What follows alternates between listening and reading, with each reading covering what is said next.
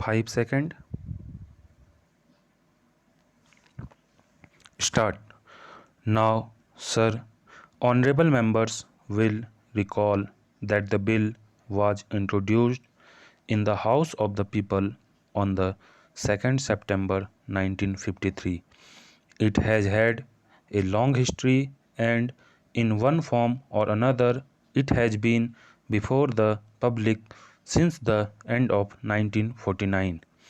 In the statement of objects and reasons, the various stages through which the bill has passed since 1946 have been summarized, and I need not recapitulate on this occasion the circumstances in which the then Government of India took the decision in early 1946 to initiate an inquiry into the reform of our company law. I would remind honorable members that between 1946 and 1948, the entire field of company law was carefully reviewed by two distinguished company lawyers who were appointed to recommend the broad lines on which the present act should be revised. Their recommendations were examined in the then Ministry of Commerce, and certain tentative departmental views which emerged were circulated in a comprehensive memorandum to all recognized trade and industrial associations, bar associations, the high courts, and the state governments that brought us to the end of 1949. Many representations on this memorandum were duly received from chambers of commerce, trade and industrial associations, state governments, and the general public. At the end of 1950, the Government of India appointed a committee under the chairmanship of Sri Bhabha to go into the entire question of the revision of the Companies Act with particular reference to its bearing on the development of trade and industry in this country. This committee examined a large number of witnesses in many parts of the country and submitted its report in March 1952. This report again was circulated to all state governments, chambers of commerce, trade associations, high courts, and many other bodies.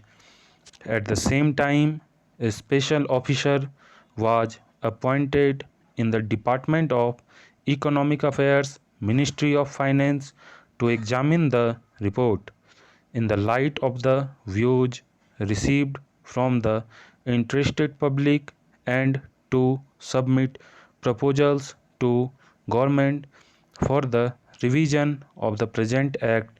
The bill now before the House is based largely on the recommendations of the Company Law Committee, modified in a few particulars.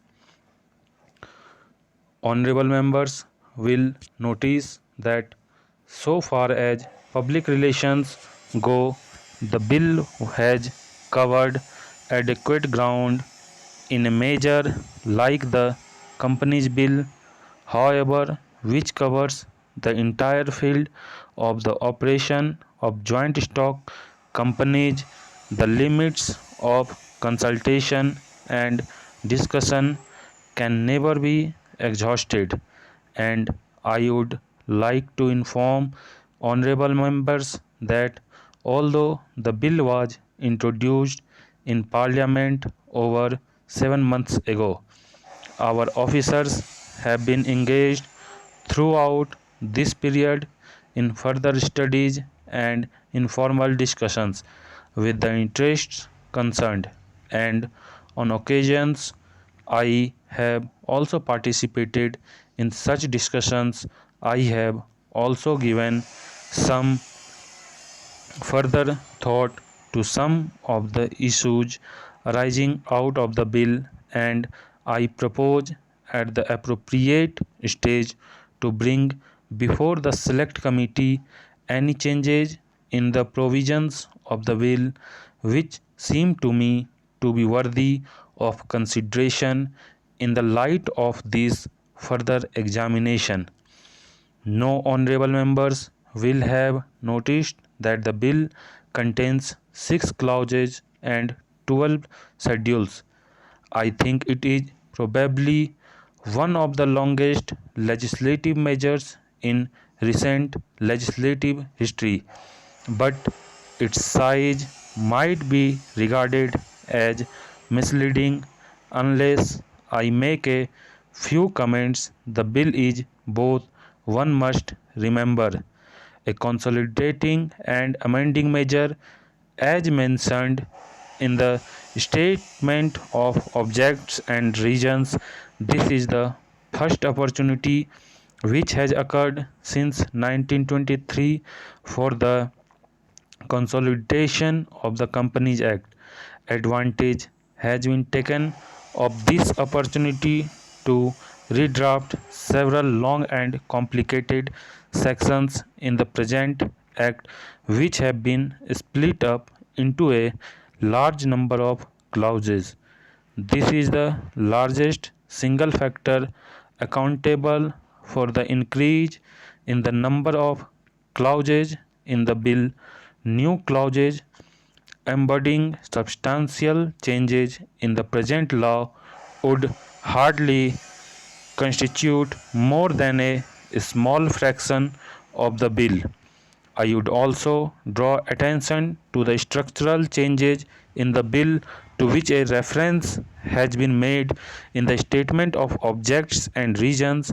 The redraft of the bill and the rearrangement of the existing chapters in the Companies Act in a more logical order have, I think, resulted in a noticeable improvement in the form of the bill, and I hope will facilitate better understanding and appreciation of the scheme.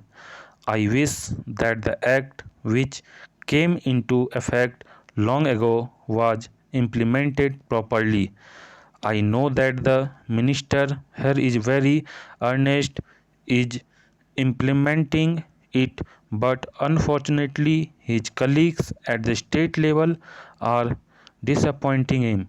Unfortunately, no steps have been taken for trimming or toning up the administration at the state level and at the district level. They have to be taken immediately. Stop.